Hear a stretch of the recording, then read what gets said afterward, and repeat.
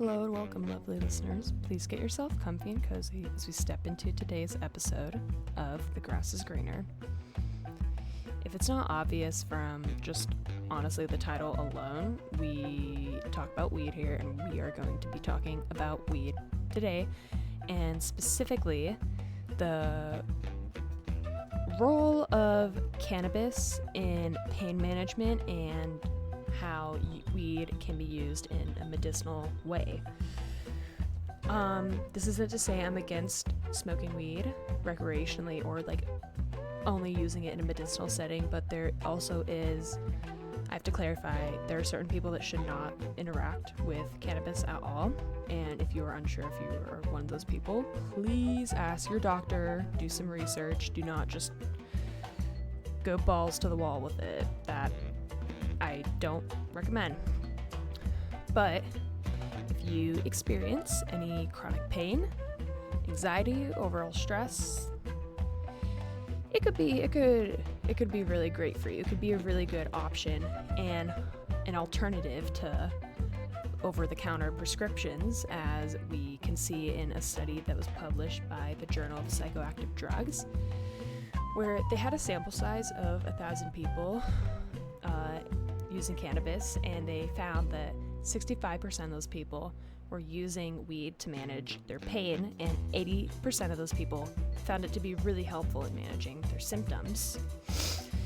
This actually led to 82% of those people to stop taking over-the-counter pain medications, which is incredible because this study actually suggests that cannabis could be an alternative to opioids and lower opioid use. But the researchers that performed this study did caution that there needs to be more research done to understand all the potential benefits of cannabis and just all that. They kind of need to weed out, how that's all going to work. But according to Julia Arnsten, who is a professor of medicine at Albert Einstein College of Medicine, she tells us a bit about opioids and how people develop a tolerance to opioids. And the problem with this is that once you build a tolerance to something, you need more to get that same effect, right? So this means if someone is in chronic pain and relying on opioids to diminish that pain, they're going to just take more and more of it over time, which increases their risk of overdose. So if people can turn to something like weed alternatively, it could help lower the amount of deaths from opioids and just overdoses in general.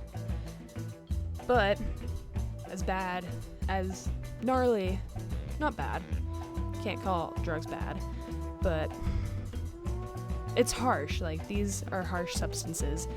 But even something like an NSAID, like the ibuprofen that a lot of people take day to day,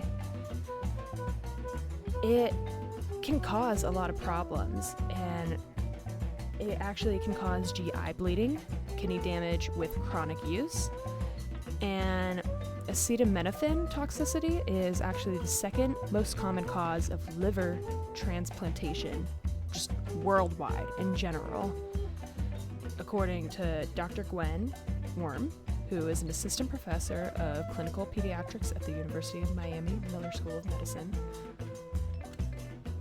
And the benefit of weed, with all this, you can't overdose on it. You can overdo it, and that would be a term that's called greening out, and it's just an unpleasant experience where you have too much, get too high, and it has a lot of physical and psychological symptoms, but you won't overdose from it in the same way you will from opioids. It's not going to kill you.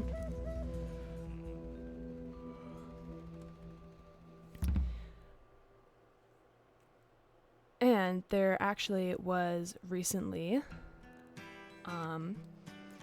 the first human clinical trial involving weed, of course, where they investigated the acute effects of a cannabinoid called CBG, aka cannabigerol, And it gained popularity because of how effectively it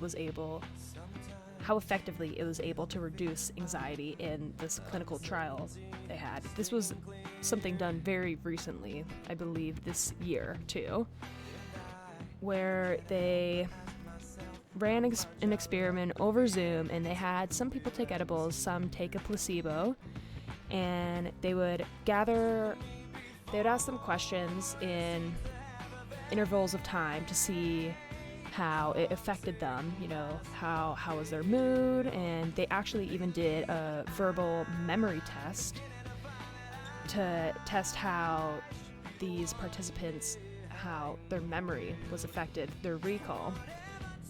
And what was really interesting is, contrary to all expectations, the CBG, so the people that took the edible, which had CBG, they were able to recall the list of words at an enhanced rate compared to the people that only took the placebo. And the CBG did not produce any of the cognitive or motor impairments that are usually associated with THC, which is in weed. And it is the psychoactive ingredient of cannabis. It is the actual part of it that gets people high. But this is all it's very new, so the researchers caution that the results, they need to be carefully interpreted because there were some limitations to the studies. After all, it was over Zoom, so there is a lot of things lots of factors at play that could affect that through a study as such. But this is all really promising information coming up, because we might be able to see weed make a breakthrough in a really big medicinal way and have it be something potentially in the future, something that's more over the counter and normalized, so that people don't have to suffer from not just their symptoms of pain and stress and all that, but suffer from the medication that they take to manage the symptoms as well. And it looks like that is all the time we have for today's episode. So thank you for listening, and have a great day.